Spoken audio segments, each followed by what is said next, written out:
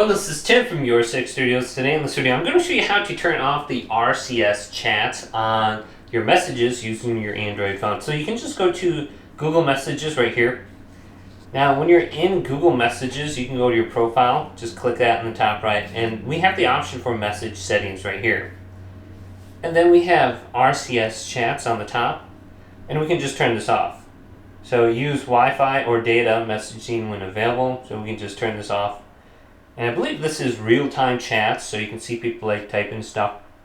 So you can just completely turn this off if you don't want to see it. It says you will be removed from all RCS group chats after 30 days. So you can just turn it off completely right here so you don't see that, and you won't see the typing indicators either. So you have read receipts on there right there too. So just look at this. Hopefully this video did indeed help you out. If it did, leave it a big thumbs up and subscribe to my channel down below.